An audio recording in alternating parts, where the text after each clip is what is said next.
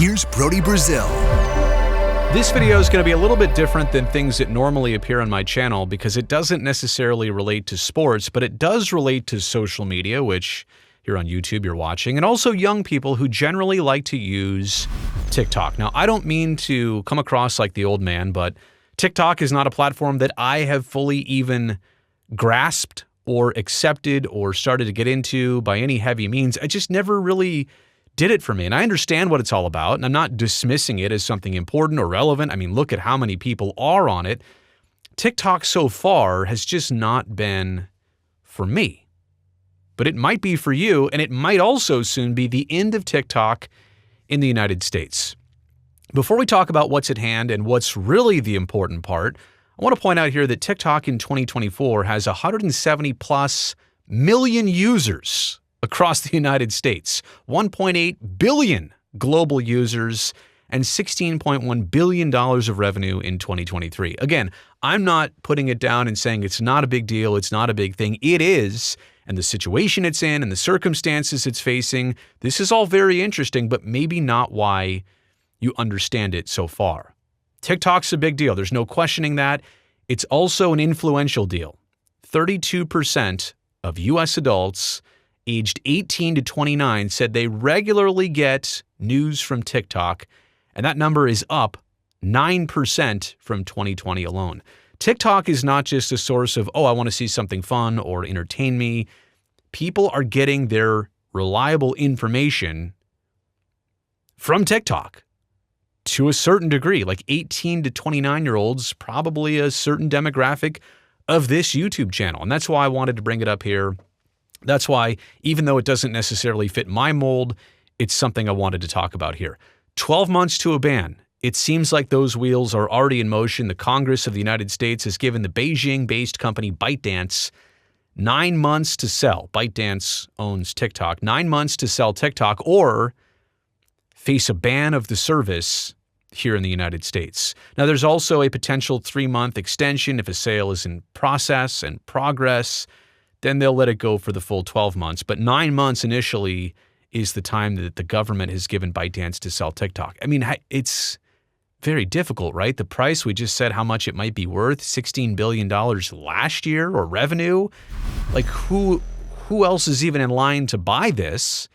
And if they were able to buy this, is this something the government would turn down because you can't have a monopoly? Like if you already own YouTube and or Facebook and or Instagram, if you're Meta, if you're Google, like do you really want one of those companies getting even bigger to take over TikTok? So the answer is sales are already limited and now it's under a time crunch of 9 months or 12 months. But in all reality, court challenges, legal proceedings, all of this is going to delay whatever ultimately gets decided here for even longer. So this might not be a 9-month thing. It might not be a 12-month thing. It might be more like an 18 to 24-month thing or even longer. But the point is, the government is acting on this. They're not standing or sitting idle. And then what? Let's say that TikTok is officially banned. Let's say that is the eventual case. The app is not going to vanish. But app stores like Apple and Google, they won't be able to replenish updates. They won't be able to have new downloads. So if you already have it on your phone, I don't think that's going to stop you. They're not going to like literally shut down the servers.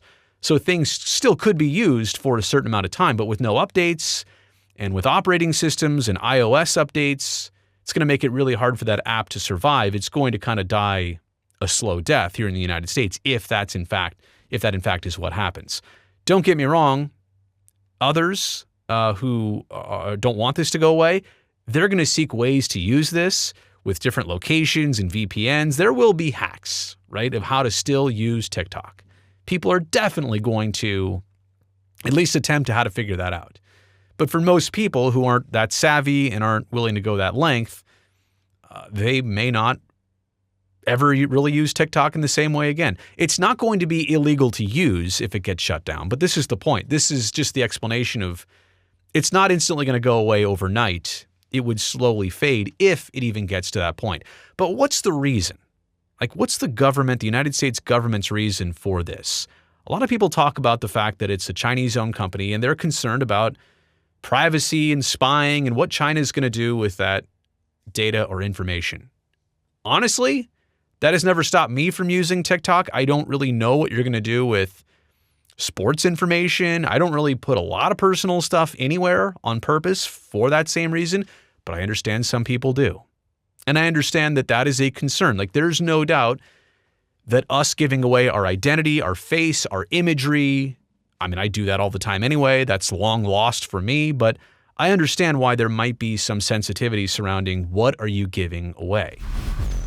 But for me, that's not the real concern here. The real concern is that China and a Chinese company with an algorithm, and by the way, I'm just saying China because that's where ByteDance is held. This could come from anywhere, from any country across the globe, from any continent across the globe. Somebody else, in this case it's China, gets to manipulate your news. It's their algorithm. They get to decide what you see. And I mean, a certain demographic of young people, 18 to 29, just admitted that this is where they get their news from, 30-something%, and it's up like 10% since 2020. And that's where we get into the real conversation here. Everything up to this point was to explain TikTok and what it means and could it go away.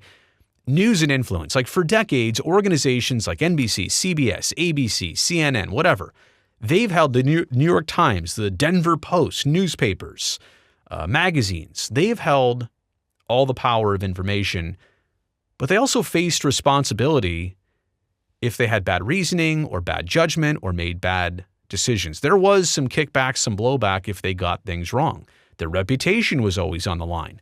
In recent years, more individuals, and hey, I mean, even like myself, more individuals have platforms, not just organizations, but a lot of individuals have zero training, zero responsibility, more motivations behind what they're translating, what they're getting across with their messages and their content, and little accountability.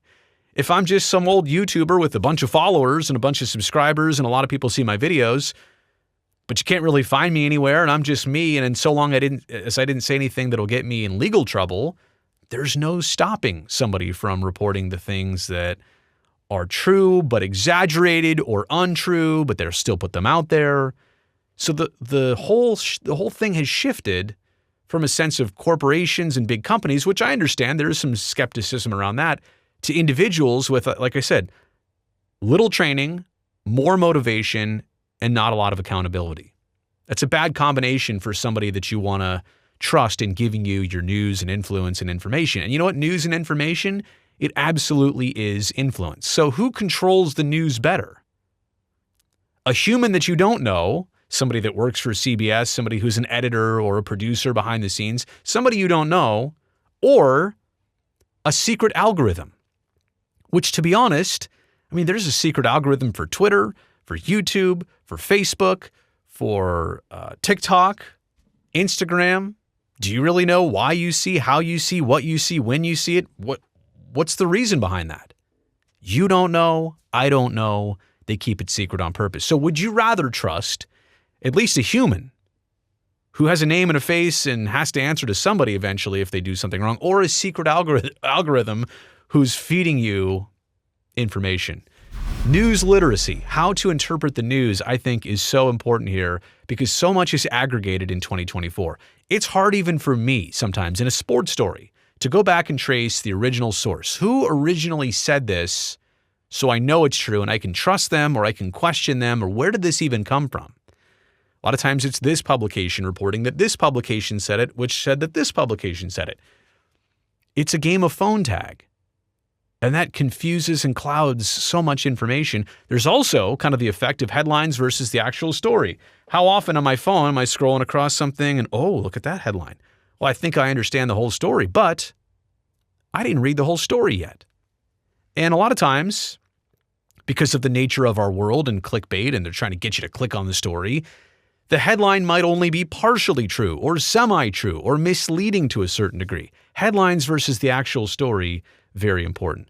There's also a fine line these days between unbiased news and the opinion format. Like, am I watching a news show? Is this a news person without opinions who's not taking sides? Or am I watching an opinion show that looks a lot like a news show? It's on a news channel. It's hard for a lot of people to even make that difference. Too many people also, and this has always been a problem, get all their news and information from only one place. You're probably healthiest if you aggregate your news from 4 or 5 different places and try and put all the pieces together and then paint that bigger picture instead of saying whatever they say is right, whatever everybody else says is wrong. It's the smart way to do it. You just need to diversify your sources. And I don't know that everybody's doing that. And I'm not saying that everybody's getting all their information from TikTok, but that's the whole point of this video. It's not necessarily so much about privacy of what you might be giving up as a user of TikTok to some company you don't know. It's more about what that company has on you in terms of influencing the news and the information and the messaging you see on this app. And don't be surprised by the dancing avocado or the cute puppy picture or the outfit of the day post or whatever is going on TikTok. My point is, don't let all that distract you. It is a very influential place, and that is the reason why the United States government is doing what they're doing. So I'm not going to take a stance on that, right or wrong, whether I think I'm just saying this is what's happening and here's why it's happening, and more importantly, for you to understand the media landscape side of things. You made it here to the end of this video, thumbs up on it. I know it's a little bit different than all the others, but thumbs up on it. That'll help me, this video, this channel. And also don't forget to come back next time. Hit that subscribe button so we can definitely do it all over again.